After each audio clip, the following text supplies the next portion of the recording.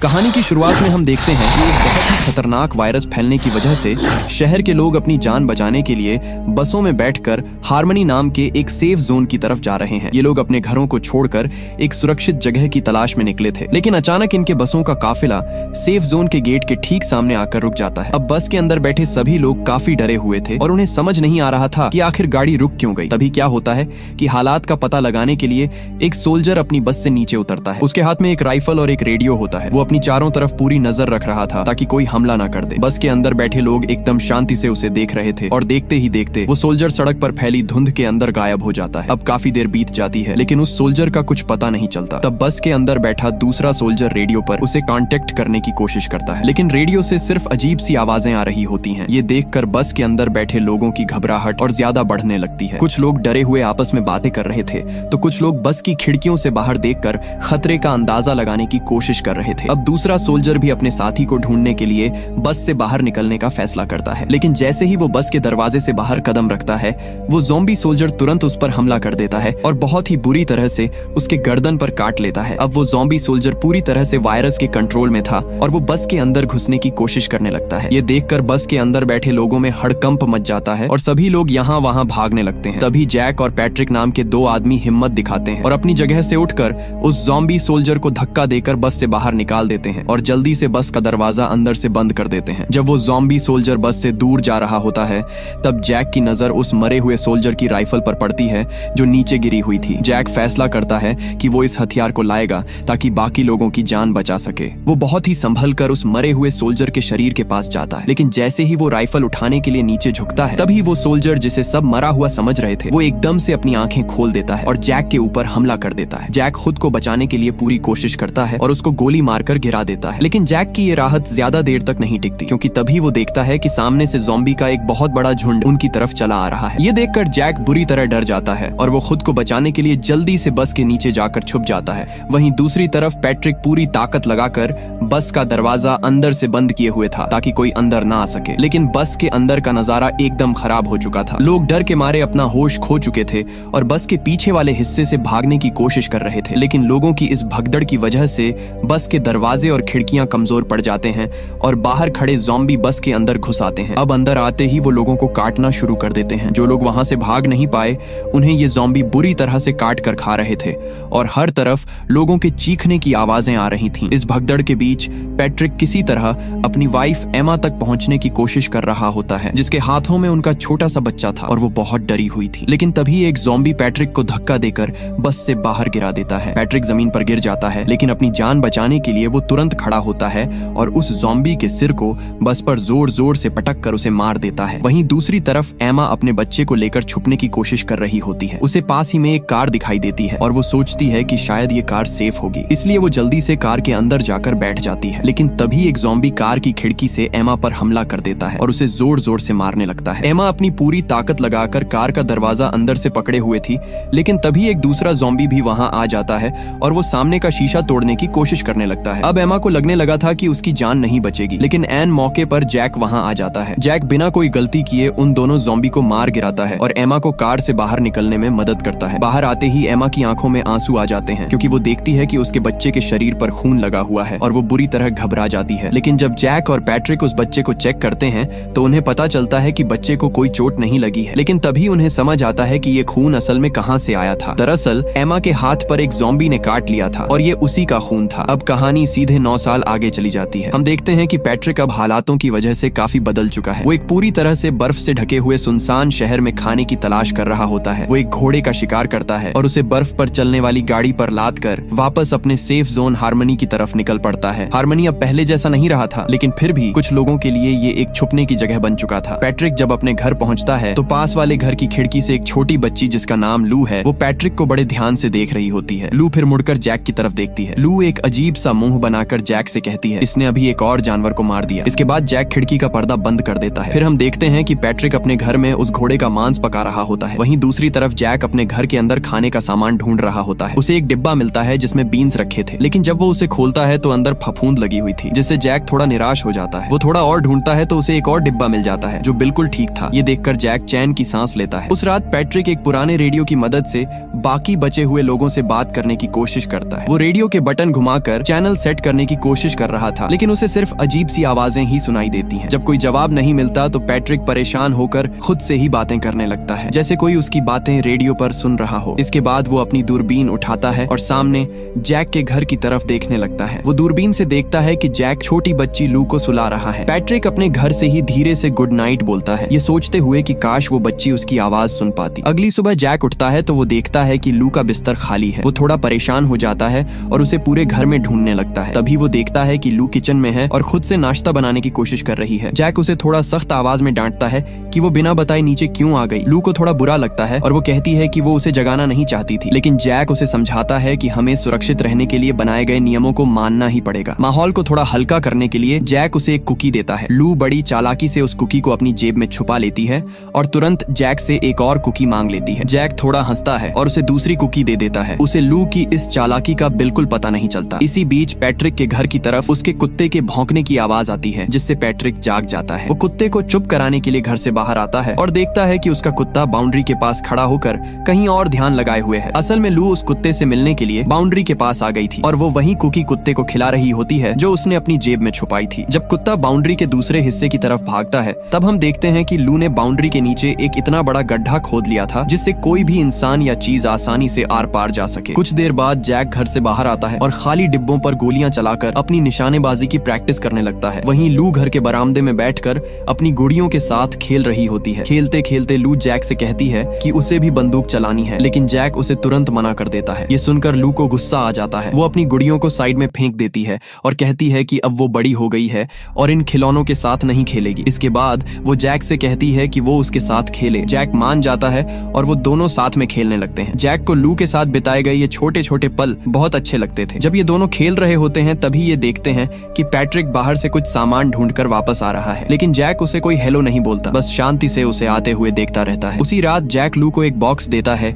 जिसमें लू की माँ का सामान रखा हुआ था। लू वो बॉक्स देखकर थोड़ी हैरान होती है और पूछती है कि हम लोग क्या मना रहे हैं। इससे पहले कि जैक कोई जवाब दे पाता, बाहर से हैप्पी बर्थडे गाना बजने की आवाज आने लगती है। ये गाना पैट्रिक के घर से एक लाउड स्पीकर पर बज रहा था। गाना सुनकर लू मुस्कुराने लगती है और समझ जाती है कि आज उसका जन्मदिन है। असल में पैट्रिक ने अपने घर पर लू के लिए एक केक बनाया था, लेकिन जैक के साथ उसकी दुश्मनी होने की वजह से वो केक लेकर उनके घर नहीं जा सका, इसलिए उसने हार मानकर वो केक अपने कुत्ते को खाने के लिए दे दिया। रात को लू जैक से पूछती है कि जब ये वायरस नहीं फैला था तब लोगों के जन्मदिन कैसे होते थे। जैक उसे बताता है कि पहले पार्टियों में बहुत सारे गुब्बारे होते थे, बड़े बड़े केक होते थे और बहुत सारे बच्चे आते थे। लू उसकी बातें बड़े ध्यान से सुन रही होती है, लेकिन उसे थोड़ा अजीब लगता है क्योंकि उसने आज तक अपने अलावा किसी और बच्चे को नहीं देखा था। लू जैक को ये भी बताती है कि उसे अपनी माँ की कोई भी बात याद नहीं है। तब जैक कहता है कि जब तुम्हारी माँ गुजरी थी तब तुम बहुत छोटी थी, इसलिए तुम्हें कुछ याद नहीं है। इसके बाद लू पूछती है कि क्या सच में कभी ज़ॉम्बीज होते थे। जैक उसे शांत करने के लिए कहता है कि हाँ, वो पहले एक बहुत बड़ा खतरा थे, लेकिन अब इतनी ज्यादा ठंड पड़ने की वजह से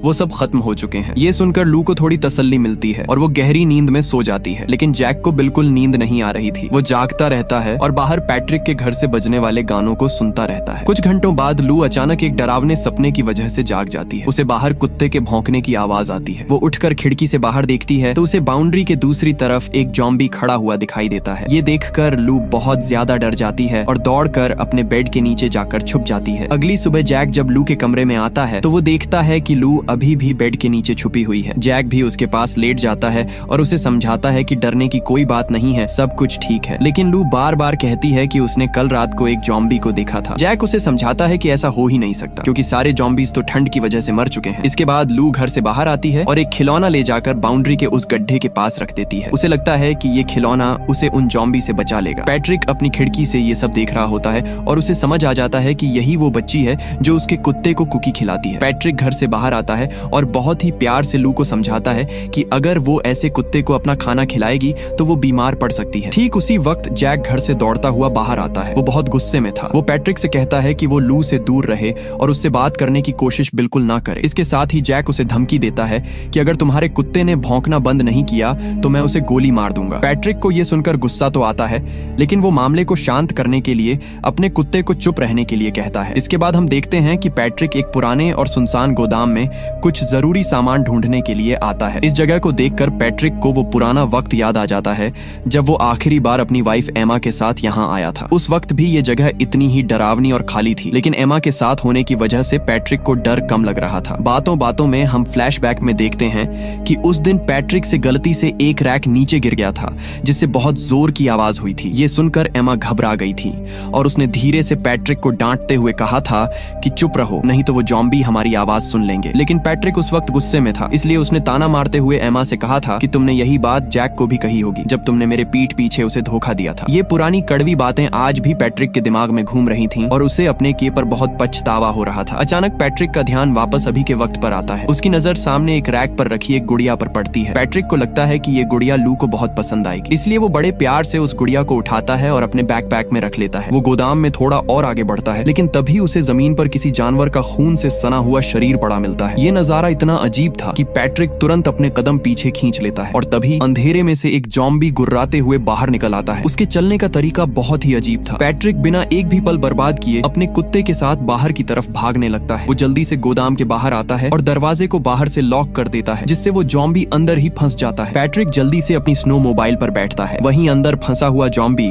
दरवाजे पर जोर जोर से मार रहा था ताकि वो बाहर निकल सके। पैट्रिक पूरी स्पीड में अपनी गाड़ी वहां से भगाता है, लेकिन डर की वजह से वो बार बार पीछे मुड़कर देख रहा होता है कि कहीं वो ज़ॉम्बी बाहर निकलकर उसके पीछे तो नहीं आ रहा। इसी हड़बड़ी में पैट्रिक का ध्यान सामने से हट जाता है और उसकी गाड़ी रास्ते में गिरे हुए एक बड़े से पेड़ से जोर से टकरा जाती है। टक्कर इतनी तेज थी कि पैट्रिक अपनी गाड़ी के साथ जमीन पर बहुत दूर जाकर गिरता है। वहीं दूसरी तरफ हम जैक को देखते हैं। जैक फैसला करता है कि अब वक्त आ गया है कि लू को भी बंदूक चलाना सिखाया जाए। वो एक छोटी सी पिस्तौल लू के हाथों में देता है और बहुत ही आराम से उसे निशाना लगाना सिखाता है। जैसे ही लू गोली चलाती है तो बंदूक के झटके से वो पीछे की तरफ जमीन पर गिर जाती है, लेकिन लू डरने की बजाय जोर जोर से हंसने लगती है और जैक से कहती है कि उसे इसमें बहुत मजा आया। ये देखकर जैक भी थोड़ा मुस्कुराता है। उसे इस बात की तसल्ली थी कि लू अब खुद को बचाना सीख रही है, लेकिन फिर भी उसके चेहरे पर थोड़ी सी चिंता साफ नजर आ रही थी। इधर पैट्रिक जमीन पर गिरा हुआ था और उठने की कोशिश कर रहा था। पैट्रिक को पता भी नहीं चलता कि वो ज़ॉम्बी पीछा करते हुए उस तक पहुंच चुका है, लेकिन ये ज़ॉम्बी शायद अंधा हो चुका था क्योंकि वो पैट्रिक के बिल्कुल ऊपर से गुजर जाता है और उसे पैट्रिक का बिल्कुल भी पता नहीं चलता। लेकिन ठीक उसी वक्त दूर से लू की चलाई हुई गोली की आवाज गूंजती है। इस आवाज को सुनकर उस ज़ॉम्बी का ध्यान उस तरफ चला जाता है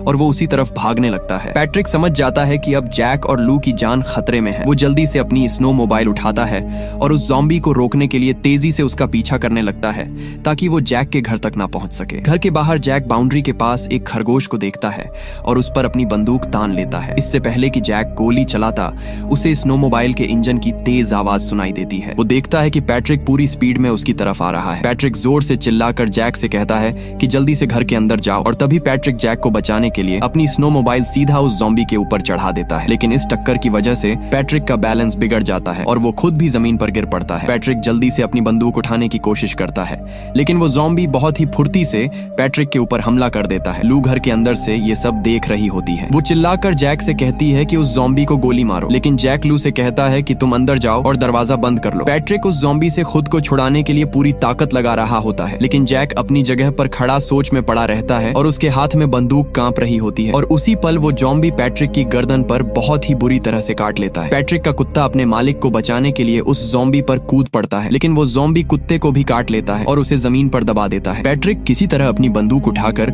उस ज़ॉम्बी को गोली मार देता है। गोली लगते ही वो ज़ॉम्बी लड़खड़ाते हुए वहां से भाग जाता है और उसके शरीर से खून टपककर जमीन पर गिर रहा होता है। ये सब देखकर जैक दौड़कर घर के अंदर जाता है। अंदर लू बहुत ही ज्यादा गुस्से में थी। वो जैक पर चिल्लाते हुए कहती है कि तुम्हें पहले ही गोली चला देनी चाहिए थी, आज तुम्हारी वजह से वो कुत्ता मारा गया। जैक को लू की बात का बहुत गहरा असर होता है, लेकिन वो कोई जवाब नहीं देता। वो बस चुपचाप अपने कमरे में चला जाता है, लेकिन अंदर ही अंदर उसे अपनी गलती का एहसास खाए जा रहा था। बाहर पैट्रिक अपने मरे हुए कुत्ते के पास बैठकर बहुत बुरी तरह से रो रहा होता है। वो रोते रोते अपने कुत्ते से धीरे से कहता है, तुम कोई कुत्ते नहीं थे, तुम बस एक हीरो थे। इसके बाद पैट्रिक अपने घर वापस आता है। वो अपनी गर्दन के घाव पर अल्कोहल डालता है ताकि इन्फेक्शन को रोका जा सके, लेकिन उसे लगने लगता है कि अब वो नहीं बचेगा और इसी निराशा में वो अपनी जान लेने की कोशिश करता है। लेकिन तभी उसे एमा की याद आ जाती है। उसे याद आता है कि कैसे एमा ने रोते हुए उससे कहा था कि वो उसके हाथ को काट दे ताकि इन्फेक्शन ना फैले, और उस वक्त जैक ने एमा को पकड़ रखा था। ये पुरानी बात याद आते ही पैट्रिक की हिम्मत टूट जाती है। वो शारीरिक और मानसिक दोनों तरह से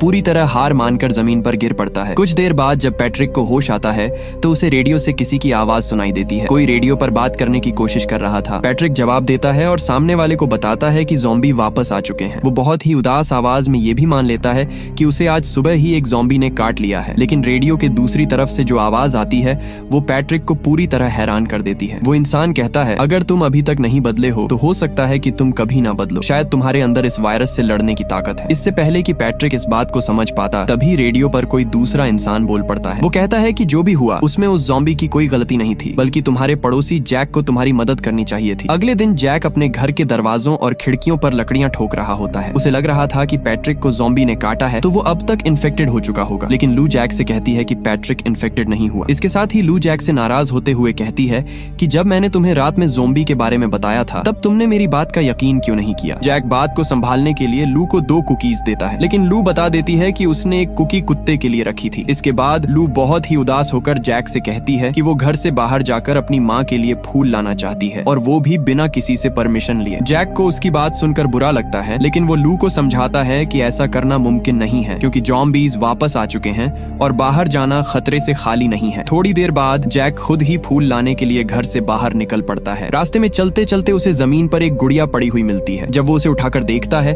तो उसे समझ आ जाता है कि ये वही गुड़िया है जो पैट्रिक ने लू के लिए उठाई थी। ये देखकर जैक के मन में बहुत अजीब सी फीलिंग आती है। एक तरफ उसे पैट्रिक पर गुस्सा था तो दूसरी तरफ उसे पैट्रिक के लिए थोड़ी हमदर्दी भी महसूस हो रही थी। जैक एक घर में घुसता है, वो वहां कुछ सामान ढूंढता है, तभी उसे एक सोफे पर लोगों की डेथ बॉडी दिखती है। वहीं दूसरी तरफ पैट्रिक अपने घर में रेडियो पर उसी इंसान की आवाज सुन रहा होता है। अब वो आवाज पैट्रिक को भड़काने लगती है और सीधे सीधे कहती है कि उसे जाकर जैक को मार देना चाहिए, लेकिन पैट्रिक इस बात से साफ इनकार कर देता है। ये सुनकर रेडियो वाली आवाज पैट्रिक को ताने मारने लगती है। वो कहती है कि तुम जैक के लिए तरस खा रहे हो, जबकि पुराने वक्त में तुमने ही एमा को मरने के लिए छोड़ दिया था। ये बातें पैट्रिक के दिमाग पर हथौड़े की तरह लगती हैं और उसके पुराने घाव फिर से ताजे हो जाते हैं। रात के वक्त जैक वापस घर लौटता है। उसके हाथ में असली नहीं बल्कि आर्टिफिशियल फूलों का एक गुच्छा होता है। वो लू को वो फूल देकर कहता है कि उसे असली फूल नहीं मिले, लेकिन ये भी उतने ही सुंदर हैं। लू उन फूलों में से आधे फूल ले जाकर अपनी माँ की फोटो के सामने रख देती है और बाकी के आधे फूल अपने पास रख लेती है। कुछ देर बाद लू चुपके से घर में रखी एक रिवॉल्वर उठाती है, बाउंड्री के उसी गड्ढे से रेंगते हुए बाहर निकलती है और पैट्रिक के मरे हुए कुत्ते की कब्र पर बाकी बचे हुए फूल रखने के लिए चली जाती है। जब जैक खिड़की से लू को बाहर जाते हुए देखता है तो वो तुरंत उसके पीछे भागता है। लू बाउंड्री के पास खड़ी होकर वो फूल रख ही रही होती है कि तभी पीछे से एक ज़ॉम्बी निकलकर धीरे धीरे उसकी तरफ आता है। लू डर के मारे उस पर गोली चलाने की कोशिश करती है, लेकिन वो ज़ॉम्बी उसके हाथ मारकर उसे गिरा देता है। ठीक उसी वक्त जैक वहां पहुंच जाता है और उस इन्फेक्टेड को धक्का देकर जमीन पर गिरा देता है। जैक को इतना गुस्सा आ रहा था कि वो अपने मुक्कों से उस ज़ॉम्बी को बुरी तरह मारने लगता है, लेकिन वो ज़ॉम्बी भी पलटवार करता है और अपने नाखूनों से जैक के सीने पर एक गहरा कट लगा देता है। सीने पर चोट लगने के बाद भी जैक नहीं रुकता और उस ज़ॉम्बी को तब तक मारता रहता है जब तक कि उसकी जान नहीं निकल जाती। जैक जब लू को देख रहा होता है, जिसे इस हाथापाई में थोड़ी चोट लग गई थी, तभी वहां पैट्रिक आ जाता है। पैट्रिक ने अपनी बंदूक जैक की तरफ तानी हुई थी। जैक उसे शक की नजर से देखता है, लेकिन तभी पैट्रिक गोली चला देता है। गोली जैक को नहीं बल्कि उसके ठीक पीछे खड़े एक दूसरे इन्फेक्टेड को लगती है। पैट्रिक ने असल में जैक की जान बचाई थी। उसी रात जैक जब लू के कमरे में जाता है तो वो देखता है कि लू अपने बिस्तर पर नहीं है। वो उसे ढूंढने के लिए घर के बाहर आंगन में आता है। तभी जमीन से बंधा हुआ एक ज़ॉम्बी जिसके दोनों हाथ कटे हुए थे, वो अचानक जैक के ऊपर कूद पड़ता है और जैक जमीन पर गिर जाता है। तभी पैट्रिक वहां आ जाता है और जैक को बताता है कि ये ज़ॉम्बीज अब बदल चुके हैं, अब इनके घाव खुद ही ठीक हो जाते हैं, इनकी स्किन को अब ठंड से कोई फर्क नहीं पड़ता और सबसे बड़ी बात, अब इनके काटने से इन्फेक्शन नहीं फैलता, लेकिन इनकी आंखों की रोशनी जा चुकी है जिसका हम फायदा उठा सकते हैं। इसी बीच जैक देखता है कि लू पैट्रिक के घर से बाहर आ रही है। जैक बिना कुछ कहे लू को गले लगा लेता है, लेकिन जैक के चेहरे से साफ पता चल रहा था कि वो इस बात से बहुत परेशान है कि लू पैट्रिक के इतने करीब क्यों जा रही है। फिर वो लू को वापस अपने घर ले आता है। कुछ देर बाद लू अपने वॉकी टॉकी से पैट्रिक को कॉल करती है और उसे अगले दिन रात के खाने पर अपने घर बुलाती है। पैट्रिक ये सुनकर एकदम हैरान रह जाता है और बहुत खुश भी होता है। वो खुशी खुशी लू की बात मान लेता है। उसी रात पैट्रिक अपनी दाढ़ी बनाता है और अपने बाल काटता है ताकि वो थोड़ा साफ सुथरा और अच्छा दिख सके। अगली रात को पैट्रिक डिनर के लिए जैक के घर आता है और अपने साथ तोहफे के तौर पर खाने के लिए कुछ मीट लेकर आता है। जैक उसे वो खिलौना वापस कर देता है जो पैट्रिक ने गोदाम से उठाया था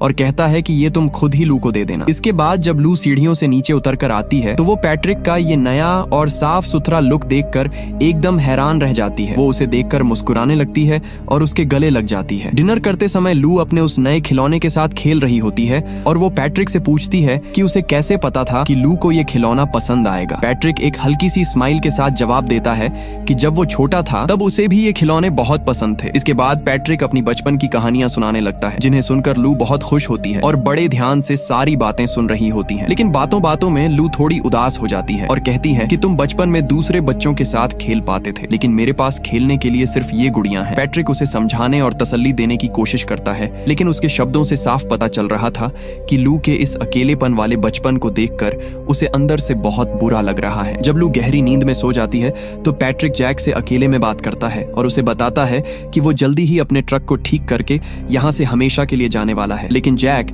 इस जगह को छोड़कर जाने से साफ मना कर देता है। पैट्रिक उसे समझाता है कि यहाँ और भी बहुत सारे ज़ॉम्बीज आने वाले हैं, लेकिन जैक फिर भी यहीं रुकने की जिद पर अड़ा रहता है। इस बात पर पैट्रिक उसे ताना मारते हुए कहता है कि तुम सिर्फ जिंदा रहने पर इतना ज्यादा फोकस कर रहे हो कि तुमने अपनी जिंदगी को जीना ही भुला दिया है। ये सुनकर जैक उल्टा पैट्रिक से सवाल करता है कि अगर तुम्हें यहाँ से जाना ही था तो तुम अब तक यहाँ रुके क्यों हुए हो। पैट्रिक कुछ देर के लिए बिल्कुल चुप हो जाता है और सिर्फ सोती हुई लू की तरफ देखता है। उसकी इस खामोशी से साफ समझ आ रहा था कि वो इतने सालों से सिर्फ और सिर्फ इस छोटी सी बच्ची के लिए यहाँ रुका हुआ था। पैट्रिक के जाने के बाद जैक लू के पास बैठ जाता है और उसे सोते हुए देखता रहता है। तभी जैक को वो पुराना दिन याद आ जाता है जब एमा की मौत हुई थी। फ्लैशबैक में हम देखते हैं कि जैक ने पैट्रिक को जमीन पर शराब के नशे में धुत पड़े हुए देखा था, जबकि छोटी सी बच्ची अपने पालने में जोर जोर से रो रही थी। जब पैट्रिक ने नशे की हालत में जैक से एमा के बारे में पूछा तो जैक को इतना ज्यादा गुस्सा आया कि उसने पैट्रिक को जोरदार मुक्का मार दिया और चिल्लाते हुए कहा कि तुम्हारी वजह से एमा मारी गई है। गुस्से में जैक ने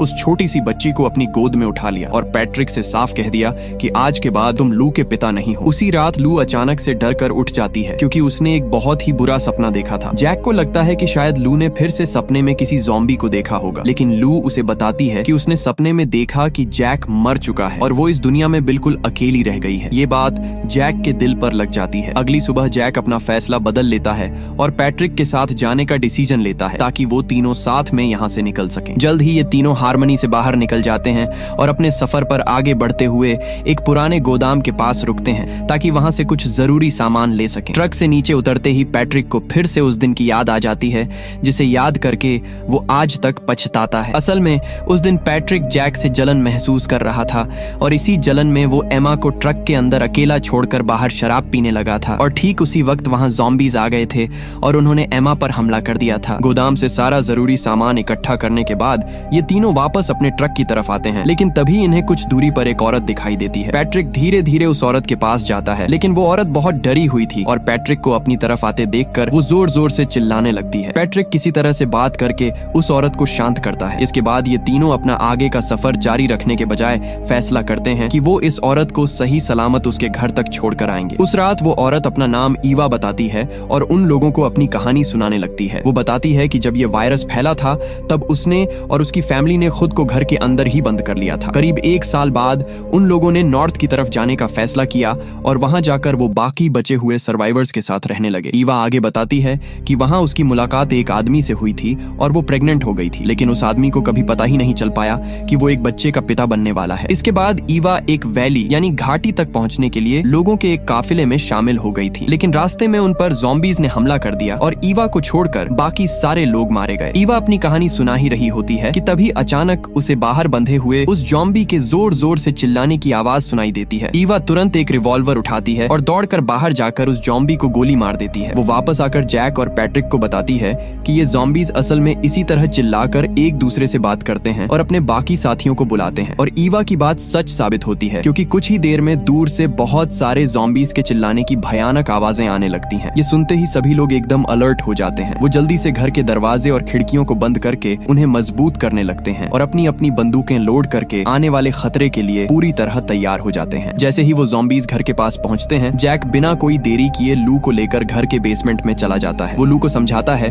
कि चाहे कुछ भी हो जाए उसे बिल्कुल भी आवाज नहीं करनी है। बेसमेंट में जब लू थोड़ी आगे जाकर छुपने की जगह देख रही होती है तभी उसके सामने एक ज़ॉम्बी आ जाता है, लेकिन लू जैक की बात याद रखती है और एकदम चुपचाप एक जगह खड़ी रहती है, जिस वजह से वो ज़ॉम्बी उसे नोटिस नहीं कर पाता और लू सुरक्षित बच जाती है। वहीं ऊपर बहुत सारे ज़ॉम्बीज घर के अंदर घुसना शुरू कर देते हैं। उनमें से एक ज़ॉम्बी जैक का पीछा करते हुए दूसरे फ्लोर तक आ जाता है। खुद को बचाने के लिए जैक जल्दी से एक कमरे के अंदर घुस जाता है। वो अपनी पूरी ताकत से कमरे का दरवाजा अंदर से दबाकर रखता है, लेकिन इसी हाथापाई में उसकी बंदूक उसके हाथ से छूटकर जमीन पर गिर जाती है और तभी जैक देखता है कि कमरे की खिड़की से एक दूसरा ज़ॉम्बी अंदर आने की कोशिश कर रहा है। जैक किसी तरह जल्दी से अपनी बंदूक वापस उठाता है और दरवाजे के आर पार ही गोली चला देता है, जिससे बाहर खड़ा पहला ज़ॉम्बी मारा जाता है। लेकिन इसके बाद जैक की बंदूक की गोलियां खत्म हो जाती हैं। अब जैक के पास कोई और रास्ता नहीं बचा था, इसलिए वो बिल्कुल चुपचाप एक जगह पर छुप जाता है ताकि कोई और ज़ॉम्बी उसकी आवाज आवाज सुनकर कमरे में ना आ जाए। नीचे बेसमेंट में लू अपनी समझदारी का इस्तेमाल करती है। वो अपने एक खिलौने को एक बड़े से लकड़ी के बक्से के अंदर रख देती है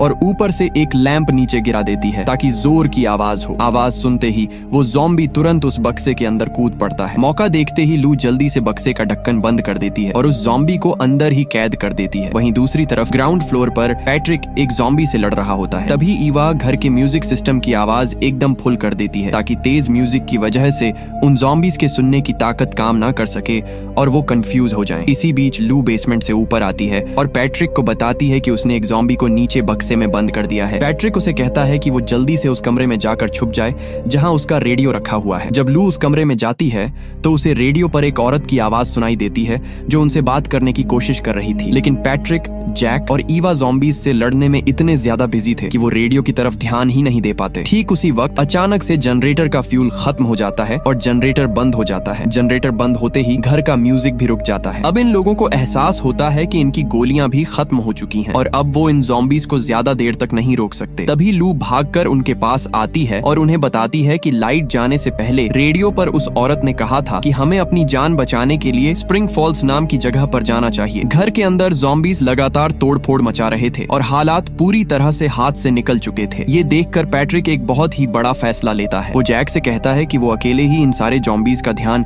अपनी तरफ भटकाएगा ताकि तुम तीनों यहाँ से सुरक्षित बाहर निकल सको। पैट्रिक लू के पास जाता है, उसके माथे पर प्यार से किस करके उसे अलविदा कहता है। इसके बाद वो एक फ्लेयर जलाता है और जैक की शॉटगन अपने हाथ में लेकर सीधा बाहर की तरफ निकल पड़ता है। पैट्रिक घर से बाहर आते ही रास्ते में मिलने वाले ज़ॉम्बीज पर गोलियां चलाने लगता है। गोलियों की आवाज और फ्लेयर की तेज रोशनी देखकर सारे के सारे ज़ॉम्बीज पैट्रिक की तरफ दौड़ने लगते हैं। पैट्रिक ने उन सभी का ध्यान अपनी तरफ खींच लिया था। इसी बीच जैक, लू और ईवा को मौका मिल जाता है और वो तीनों दौड़कर अपने ट्रक तक पहुंच जाते हैं। वहीं पैट्रिक ज़ॉम्बीज से बचते हुए पेट्रोल से भरे कुछ बड़े ड्रम्स के पास पहुंच जाता है, लेकिन तभी एक ज़ॉम्बी पीछे से पैट्रिक पर जोरदार हमला कर देता है। पैट्रिक जानता था कि अब उसका यहाँ से बचकर निकलना नामुमकिन है, इसीलिए वो अपनी जान की परवाह किए बिना ड्रम से बह रहे पेट्रोल में आग लगा देता है। आग लगते ही वहाँ एक बहुत बड़ा धमाका होता है। अपनी जान की बाजी लगाकर पैट्रिक ने वो ब्लास्ट किया था जिसमें वहाँ मौजूद सारे के सारे ज़ॉम्बीज जलकर खत्म हो जाते हैं। आखिर में हम देखते हैं कि जैक, लू और ईवा हार्मनी शहर से बहुत दूर निकल चुके हैं। वो लोग रास्ते के किनारे अपना ट्रक रोकते हैं और बाहर निकलकर उगते हुए सूरज को देखने लगते हैं। ये खूबसूरत सुबह इस बात का इशारा थी